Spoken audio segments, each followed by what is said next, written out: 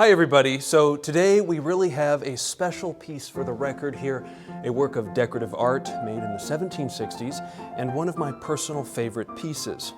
Now of course, welcome to the channel or welcome back to the channel, which is first a way for me to share the most compelling pre-industrial period pieces that I encounter.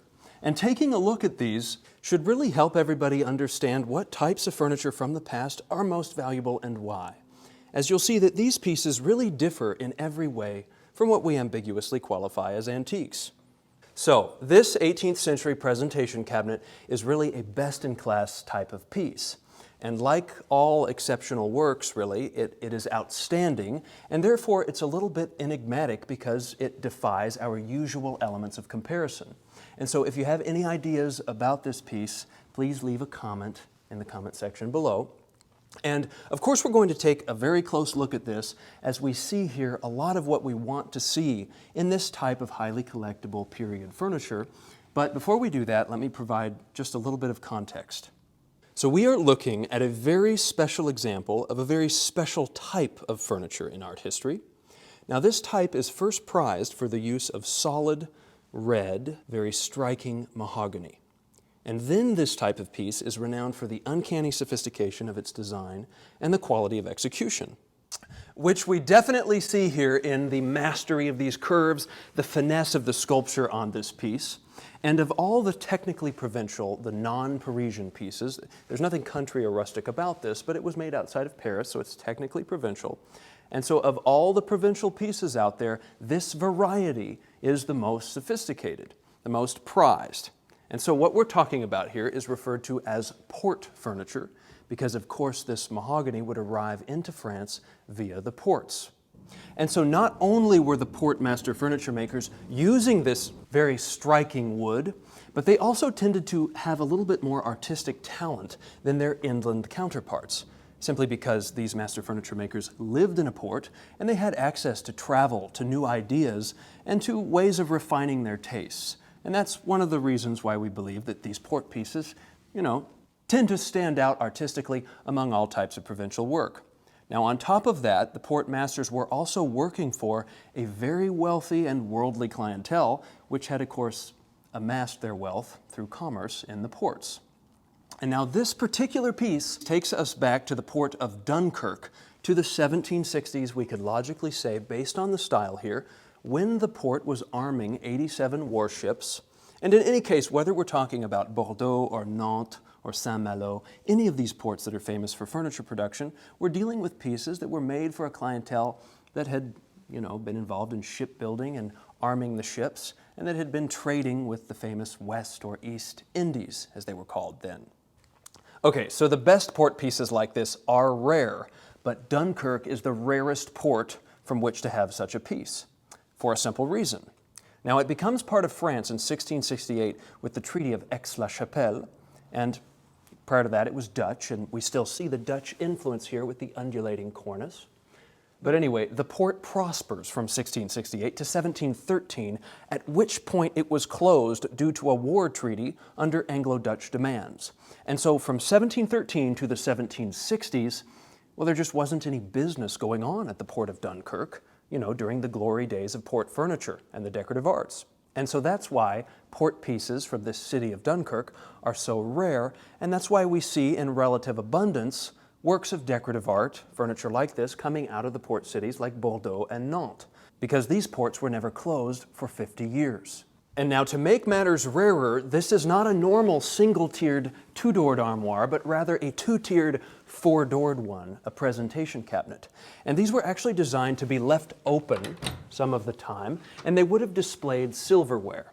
We actually see on the inside of this one that the doors present little holes where the steel candelabra used to be mounted. And anyway, there would have just been all sorts of silverware at one time in some Dunkirk city mansion, shimmering away to the light of candles in a wonderful fire hazard. And anyway, now today this piece is sort of versatile. I suppose it could go anywhere in the house. I doubt that anyone will be presenting their silverware with it in Dunkirk ever again. But on that note, let's just take a look at how the insides of the doors are finished, true to the exceptional nature of this entire piece. We'll also appreciate here how the inner shelves themselves are decorated. They are in solid mahogany, and they just have this beautiful scroll that follows, that aligns with all of the curves of the exterior of the piece. And it's sort of rare to have the original shelves to begin with, not to mention shelves of this variety, and we're lucky that these have not warped. But anyway, as we continue inside this piece, we see that it retains its original metalwork as well. We see this lock here, and that's really a criteria for collectability on these types of pieces. However, this piece would remain pretty awesome even if it somehow had lost this wonderful metalwork. And now we should especially take a look at this locking mechanism on the left door here, which is just as artful of an example of 18th century metallurgy as I think we could ever hope to encounter. And really, this is a testament to how this type of furniture at the time was appreciated really as an exceptional art form. Even back in the mid-18th century, people understood that this was wonderful. And we see how even the functional locking mechanisms are a deepening of the overall artistic quality of the entire piece. And on that note, as we're inside of the piece, one of the most exceptional but discreet qualities about it is that the backboards are actually in solid mahogany as well.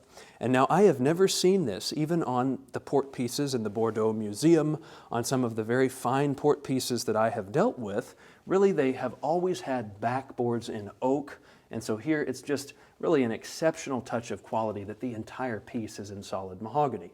Now, part of the reason it wouldn't always be in solid mahogany is that although this wood traverses time particularly well, it tends to crack, and it's also very heavy.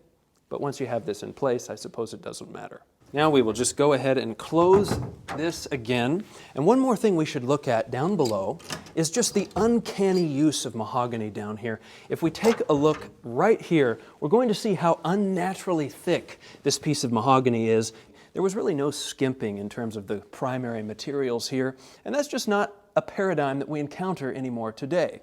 Now, while we are down below here, we can also see that the lower cabinet has retained its original lock in brass. That as well is a little unusual, but it's in line with the unusual nature of the entire piece. Then we see this French shelving paper that the French seem to line everything with. I'm sure the new owner will remove that, but anyway, we finally see that the exterior of the drawer facade is finished as well.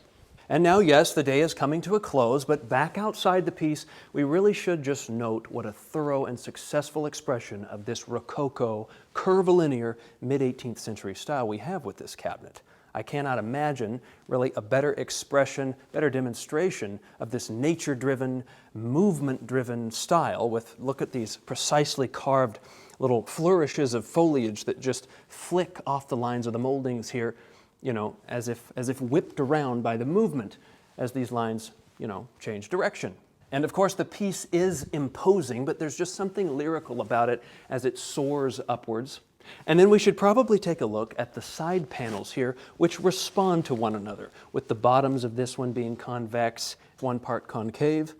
And it just makes sense that we'd see a piece of this quality coming out of a port, as the workshops there were known for their talent. And, the port makers saw other furniture from all over that was being shipped out for export at the port. The worldliness and the refinement of these makers really shows in works like this. And then, to top it all off, luckily for us, this dense mahogany really traverses time better relative to other woods such as walnut.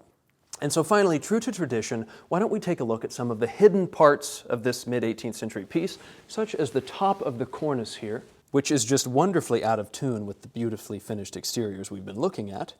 And up there we see the typically unfinished rough part of a period piece, as these pieces were made in the pre-industrial world when the unseen parts would be left unfinished.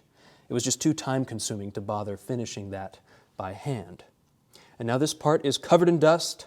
Beneath that there is heavy oxidation, and there appear to be some carvings up here that must have indicated something to the maker. We can also pass over the cornice up close as well, just to notice these undulations on the flat surfaces that we always appreciate on these pre-industrial pieces left by the hand tools of the maker. And also, just to look at the curves, the way that they follow the curves of the doors. Anyway, everybody, I hope you've enjoyed looking at this piece, as it is exactly this type of special port piece that adds to that argument of how French Provincial is some of the best furniture ever made, in its ability to mix the grandeur and the verve of French decorative art with, the intimate side of domestic furniture. And so, if you've liked this video, please subscribe to the channel, as it would greatly help in the endeavor of creating an online period furniture library of the most compelling pieces that I encounter. Thank you.